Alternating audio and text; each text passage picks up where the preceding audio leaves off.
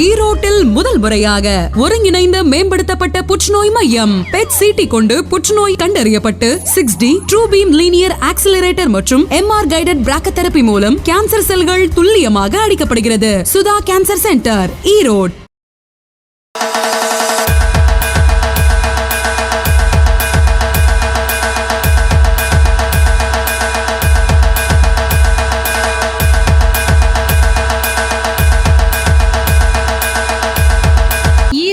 நகரின் பல்வேறு பகுதிகளில் விநாயகர் சதுர்த்தியை முன்னிட்டு இந்து முன்னணி சார்பில் 200க்கும் மேற்பட்ட விநாயகர் சிலைகள் 7ஆம் தேதி பிரதிஷ்டை செய்யப்பட்டு பூஜிக்கப்பட்டு வந்தது. இதனைத் தொடர்ந்து விநாயகர் சிலை ஊர்வலத்தை இந்து முன்னணி மாவட்ட தலைவர் ஜெகதீசன் தலைமையில் மாவட்ட பொதுச் செயலாளர் கார்த்திக், மாவட்ட செயலாளர்கள் வழக்கறிஞர் முரளி, சங்கர், ரமேஷ், மாவட்ட துணைத் தலைவர் அசோக் முடக்குறிச்சி, பாஜக சட்டமன்ற உறுப்பினர் CK சரஸ்வதி, பாஜக மாநில செயலாளர் அஸ்வத்தாமன், முக்கிய பிரமுகர் பெரியசாமி உள்ளிட்ட பலர் கலந்து கொண்டு கொடியசைத்து துவக்கி வைத்தனர்.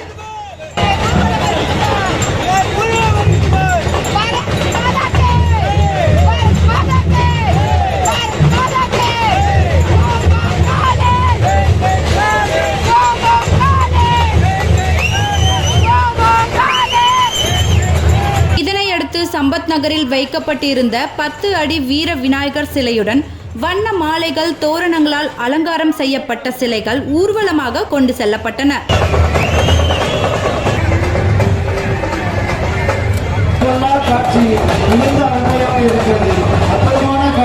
முளைப்பாரிகளுடன் பெண்கள் நடந்து சென்றனர். 200க்கும் மேற்பட்ட சிலைகளை கொண்டு சென்ற வாகனங்களின் முன்னும் பின்னும் அந்தந்த பகுதியைச் சேர்ந்த இளைஞர்கள், பெண்கள், சிறுவர், சிறுமியர்கள் பேண்ட் வாத்தியங்கள் முழங்க உற்சாகமாக நடனம் ஆடிக்கொண்டு சென்றனர்.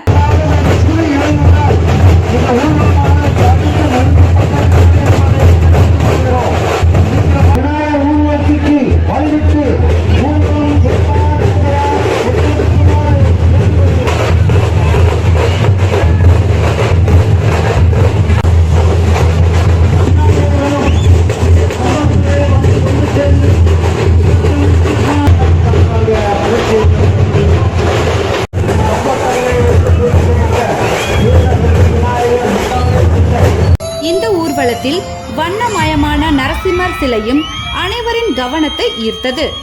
சம்பத் நகரில் தொடங்கிய ஊர்வலம் Periya Valasu, municipal colony road, Mettur road, Kaveri road வழியாக கருங்கல்பாளையம் காவிரி கரையை சென்று அடைந்தது. ஊர்வலம் சென்ற வழி நெடுக்கிலும் ஏராளமான பொதுமக்கள் கூடி நின்று சிலைகளுக்கு வரவேற்பு அளித்து சாமி தரிசனம் செய்தனர்.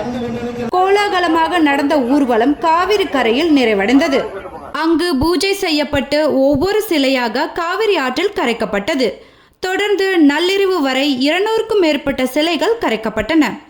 ஈரோடு மாவட்ட காவல்துறை கண்காணிப்பாளர் ஜவஹர் தலைமையில் 500க்கும் மேற்பட்ட காவல்துறையினர் பாதுகாப்பு பணியில் ஈடுபட்டனர். இது போன்ற நம்ம ஈரோட்டு செய்திகளை காண நம்ம ஊர் சேனல் சபா நியூஸ் தமிழுடன் இணைந்திருங்கள்.